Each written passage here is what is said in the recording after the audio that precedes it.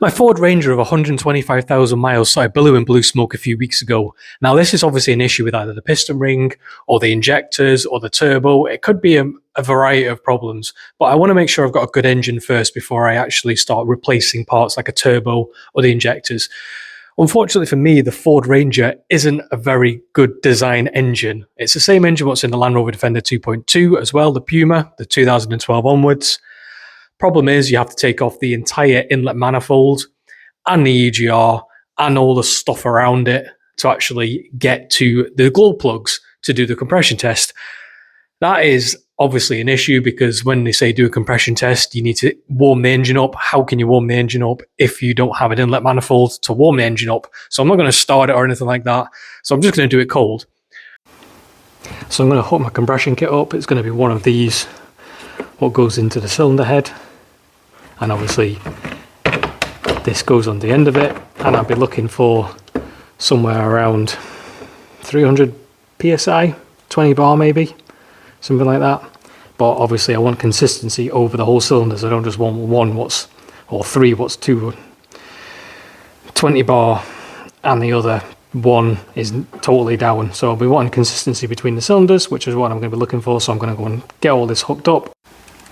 So according to the owner's handbook, I'm going looking for fuse number 56, which is top left, and that's the fuel pump, because I obviously don't want this vehicle to start.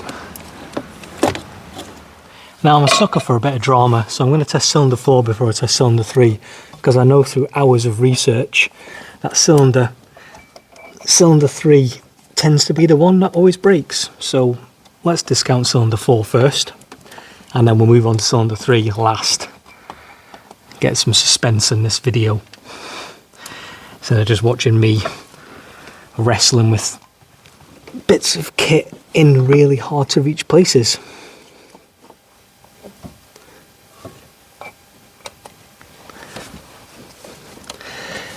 The cylinder 4 is such a hard thing to get access to. EGR's right in the way, all the fuel hoses are right in the way.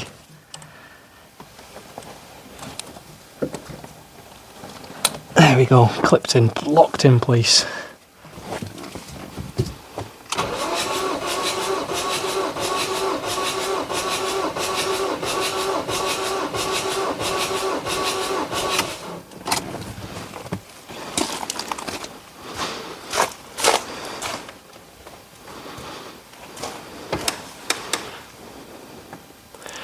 Now that was a lot of cranks for cylinder 4. Probably about as much cranks as I've been using, and 300 psi obviously. Right, depressurize. Last but not least, cylinder 3. Let's crank it.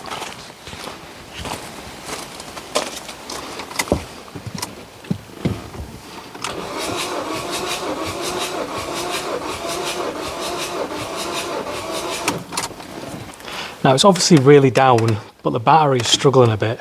So what I'm going to do is I'm going to charge the battery for 20 minutes and then retest cylinder 3.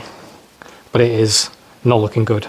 If anyone's looking through a battery tester, which is an absolute beast, I would definitely recommend this Draper. It is an absolute monster. Obviously it's got a boost setting, and it's also got a jumper setting as well, but you have to have a very good breaker board in your house if you're going to use this, because it will trip your house for sure. I just used a battery, I put it on minimum, put it on 1 at the start, and then I'll work my way up as the sort of charge takes place. And then there's the amps there going into the battery. But yeah, monster. Definitely recommend it. Right, battery recharged. Let's do this test again.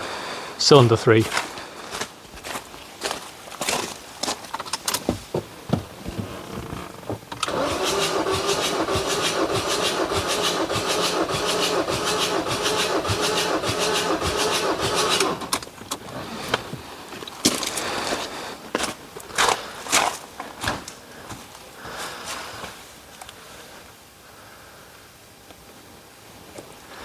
You know what? It's not too bad. 300 psi. But on the face of things, it doesn't look too bad. Now my results were slightly off by a factor of 10. That's why I always write both numbers. I obviously didn't read it properly. It is 20 bar, not 2.0 bar. But because I wrote 300 psi when I was working it all out, it didn't really make sense to be 2 bar because that would be like 30 psi. So I was a factor of 10 out on the calculations. But, you know, nobody's perfect, and I recognise the error. So these are my results, what I've got. Cylinder 1, 24 bar. Cylinder 2, 2 bar. 2.23 bar, sorry. Cylinder 3, 20 bar. Cylinder 4, 20 bar. So difference is 5.7% for 1 to 2. 1 to 3 is 14.3. 1 to 4 is 14.3. 2 to 3, 9.1. 2 to 4, 9.1. Now I believe 10% is the sort of rough guide, so I'm obviously out on this percentage here by 4%. So that would indicate that the engine is prematurely worn, but it could also be an injector seal. So what I'm going to do is I'm going to replace all the injector seals, and I'm going to replace the rocker cover as well, and then retest it.